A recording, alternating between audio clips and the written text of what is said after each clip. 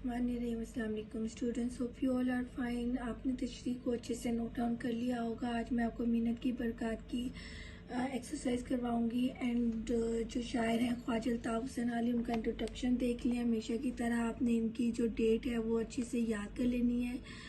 तारीख़ पैदाइश और तारीख़ वफ़ात जो यहाँ पे आपको दी भी होती है हर इंट्रोडक्शन में, आपने अच्छे से याद करनी है। दैन मैंने आपको बताया हुआ है, या तो आपसे पेपर्स में सवाल किया जा सकता है कि ख्वाजा अल्ताफ़ हुसैन अली या कोई से भी जो मुसन्निफ़ हैं या शायर हैं उनके बारे में मुख्तसर तारुफ लिखें।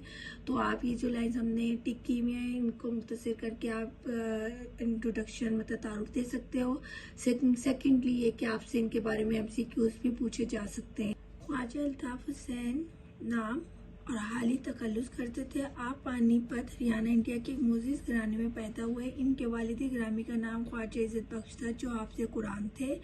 वालिद ने लहने दाऊदी पाया था। यही सिफ़ात मौलाना अली की ज़ात में भी बदरजा मौजूद थे और वो भी हाफ़िज़ कुरान थे। इल्म हासिल करने का शौक़ उन्हें दिल्ली ले गया, जहाँ माशी तौर पर मुश्किल हालात में इक्तिसाबी इल्म के साथ साथ मशाइख की सोहबतों ख़ुसूसन नवाब मुस्तफ़ा खान शिफ्ता और मिर्ज़ा गालिब से फैज़ हासिल किया।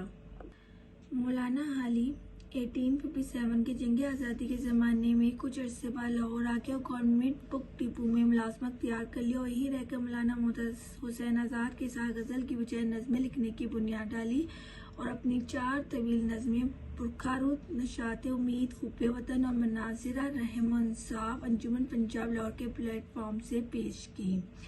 मौलाना अली सर सैयद तहरीक से वाबस्ता कौम के बहुत बड़े मसला हैं। वो उर्दू के पहले नक्काद और पहले सुआना नकार तसव्वुर होते हैं।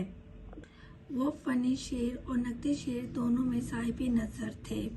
उर्दू शायरी में मौलाना अली का आला तरीन कारनामा उनकी तवील नज़म मदो जज़र इस्लाम है, जो आमतौर पर मुसद्दस अली के नाम से मारूफ है। शामिल किताब नज़म मिन्नत की बरकत मुसद्दस अली से मुस्तार इक़्तिबास है। स्टूडेंट्स, अब आप जो है इसकी मशक़ देखें। फिलिंग द ब्लैंक्स है। निहाल स्कूल इस्लाम में जितने बड़े हैं ये जौहर है हमें अमानत खुदा की, मुबादा तल्फ व वदीद खुदा की, बशर को लाजिम के हिम्मत न हारे, मसल है कि हिम्मत का हामी खुदा है। इसके बाद के क्वेश्चन आंसर्स हैं। पहला क्वेश्चन आपको दिया हुआ, इंसान को फजीलत, इज्जत और फरमा रवाई कब मिलती है? तो इन सब क्वेश्चन के आंसर मैंने ऑलरेडी लिख लिए हैं, आप वहाँ से नोट डाउन कर लो। इंसान को फजीलत, इज्जत और फरमा रवाई सिर्फ मेहनत के जरिए हासिल होती है। बगैर मेहनत के इंसान को ये सब कुछ कभी नहीं मिलता। सेकंड क्वेश्चन आपका है, अगर मख्फी जोहर की खबर ना ली तो क्या होने का इम्कान है? मख्फी जोहर आप नज़र में पढ़ चुके हो कि छुपी हुई खूबियाँ या सलाहियतें। अगर इंसान अपने अंदर के मख्फी जोहर की कदर नहीं करेगा या इसकी खबर नहीं लेगा तो वह आखिरकार मिट्टी में मिलकर मिट्टी हो जाएगा, यानी इसका जोहर, इसकी खूबी या इसकी सलाहियतें ज़ाया हो जाएंगी। अगर दूर सफ़र दरपेश हो तो घुड़सवार पर क्या लाजिम आता है? अगर घुड़सवार को दूर का सफ़र दरपेश हो तो उस पर लाजिम है कि वो अपनी सवारी को तेज़ रफ्तारी से दौड़ाए ताकि वो अपनी मंजिल तक जल्द पहुंच सके और सफ़र की मुश्किलात को कम कर सके।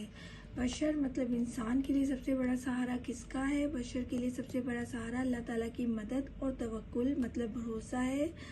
इंसान को हर हाल में अल्लाह ताला पर ईमान रखना चाहिए और अपने कामों में इस पर भरोसा करना चाहिए। हिम्मत का हामी कौन है? हिम्मत का हामी अल्लाह ताला है। हामी मतलब मददगार, करने वाला, मददगार। जब इंसान हिम्मत से काम लेता है और मेहनत करता है तो अल्लाह ताला उसकी मदद करता है। ये question answers now next question देखें। तज़ल मुहावरात को अपने जुमलों में इस तरह इस्तेमाल करेंगे इनका मफ़हूम वाज़ेह हो जाए। ये आपको वर्ड्स दिए में इनको मुहावरों को आपने जुमले में इस्तेमाल करना है जो मैंने आपके लिए लिख दिया हुआ है।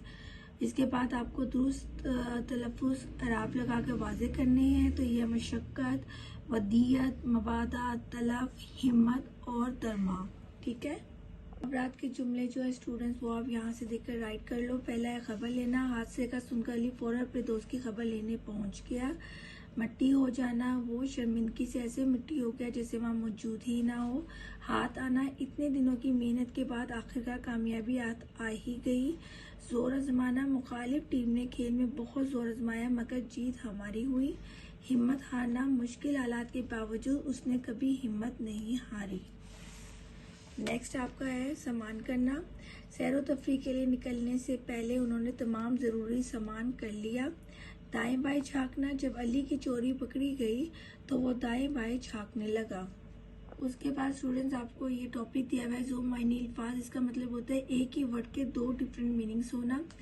तो पहले तो उन्होंने कुछ एग्जांपल्स आपको यहाँ पे दी हुई है, आप इनको भी ज़रूर रीड कर लेना, इनको स्किप मत करना।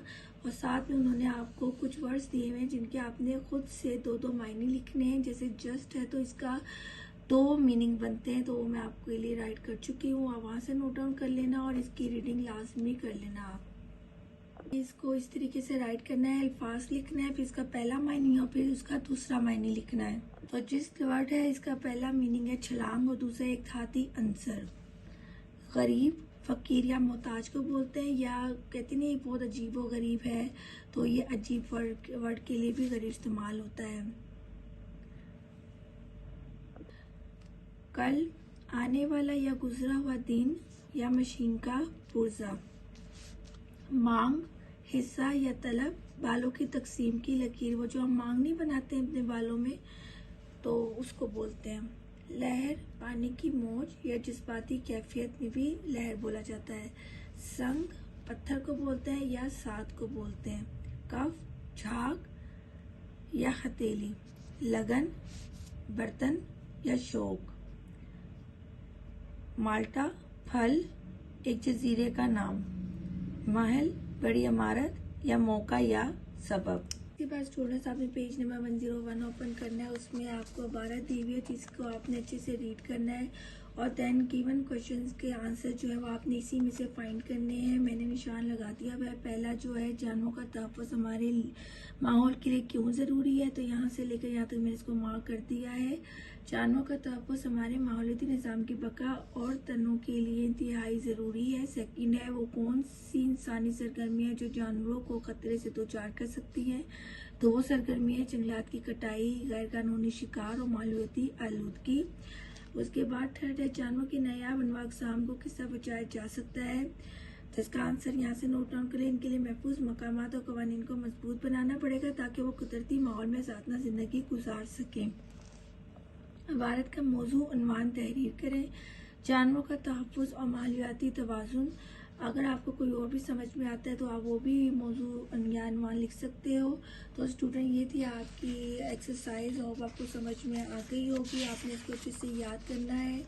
मेहनत की बरकत का जो चैप्टर है वो हमारा कंप्लीट हो गया है।